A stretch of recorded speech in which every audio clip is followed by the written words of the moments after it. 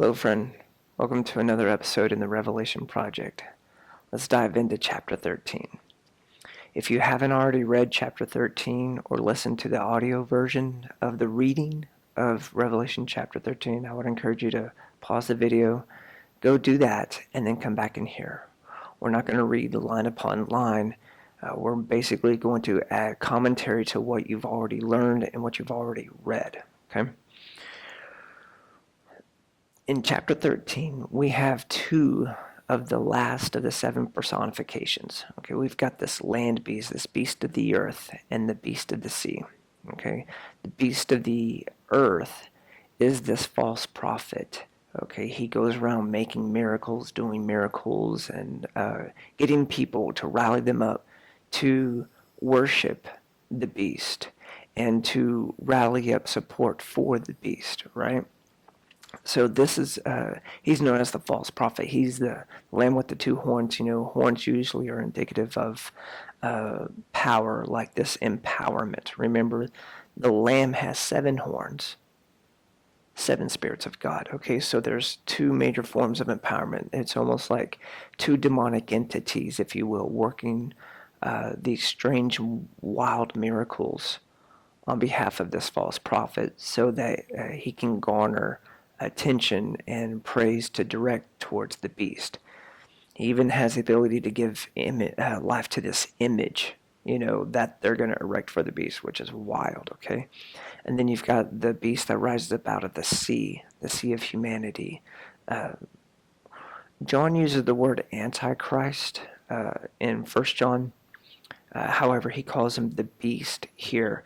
He's the world leader. He's the leader that everyone's going to be falling in love with.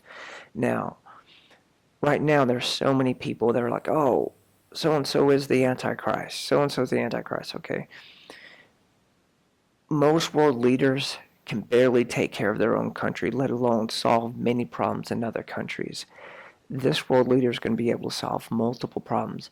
We're not looking for a weird, evil dictator. No. It says by the craftiness of his words, he will be able to persuade many. And so he is a man of war because he suffers a wound from battle. So he's got military background. However, this world leader that comes up, he's going to be solving problems. He's very crafty. It's with the promise of covenant, which he uses as a weapon to destroy. He's, I would be looking for everyone, I would encourage everyone to be looking for the one who's solving all the problems, not creating a lot of the problems. There's this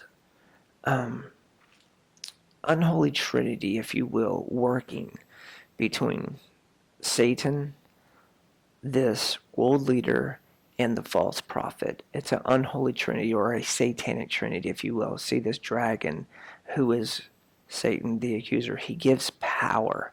Okay, so Antichrist receives power from this. Most likely, the first 3.5 years of his appearance, he's doing great things as far as in the eyes of the people. However, he suffers some kind of wound, and then after he suffers this fatal wound, he's brought to life or whatever, and that's where most theologians will tell you that Satan enters his body and is able to control through a human being, not just demonic oppression, but literal possession. And it's almost like each generation has like an Antichrist figure in the wings, if you will, because not even the devil knows the day or the hour. So you have the satanic trinity going on, and there's always this warring against the saints. He makes war against the saints. We see this connection of Daniel and Revelation of this warring against the saints. Okay, this is the same person. This is the same individual on earth doing this warring against the saints. We learned in our last session that in Revelation 12 verse 17 that he makes war against the seed of the woman. We took care of the whole seed concept, and just by way of refresher, That seed concept, those who follow testimony of Jesus, follow the commandments of God. Okay, this is the seed of the woman. Remember in Genesis 3:15 says that the seed of the woman will crush the authority or the head of the serpent. How is that? Well, Romans chapter 16 verse 20 says that the God of peace will crush Satan under our feet. Okay? God told Satan in the garden that you'll bruise his heel, but he will crush your head. Connection. How does it do this? The God of peace, not the God of war. The God of peace. How does this take place? Okay, Ephesians chapter 6. Part of our armor is our feet are shod with the preparation of the gospel of peace. What's the connection point of our dominion to the terrestrial arena? The dominion of peace is through the God of peace. We crush Satan. See, Jesus said when he came as the Son of Man, remember 83 times, he called himself the Son of Man in the Gospels.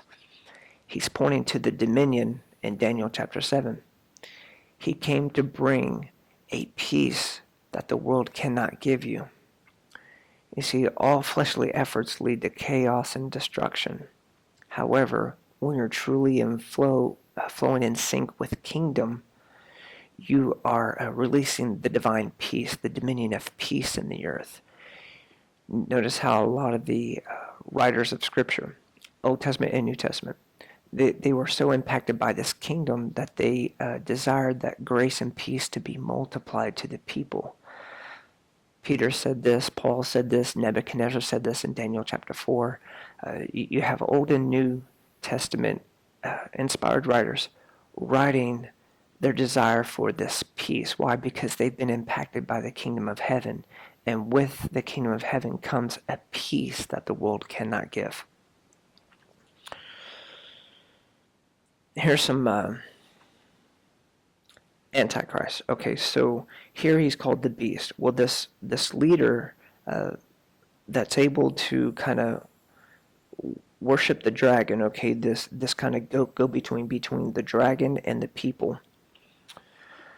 He's got many titles and names. He's got 46 total. You've got 33 in the Old Testament and 13 in the New Testament. Here's a list of the Old Testament allusions. You can pause this and jot them down and write down the scriptural references if you'd like. As well as the New Testament. Here are the ones from the New Testament titles and allusions.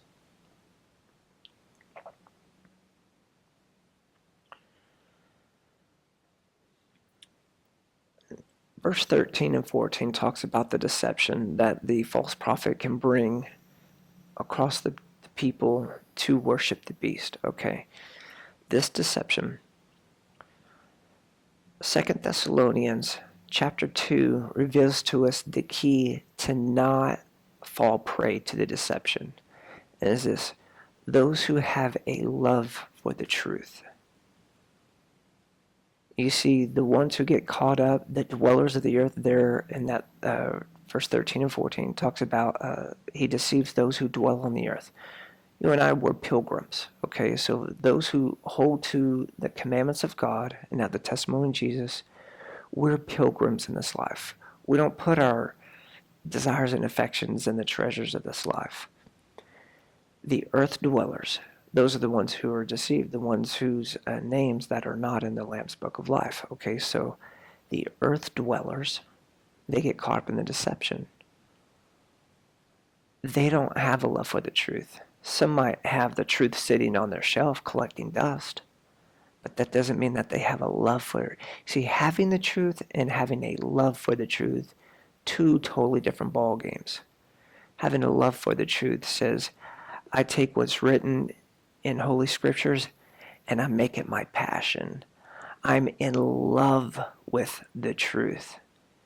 And when you have a love for the truth, you digest this, you are in this, and because your subconscious is structured, the framework of your thought patterns is by Holy Scripture, you will not get caught up in the deception. Those whose mental networks are not structured, nor is the framework of Holy Scripture, will get caught up in the lie.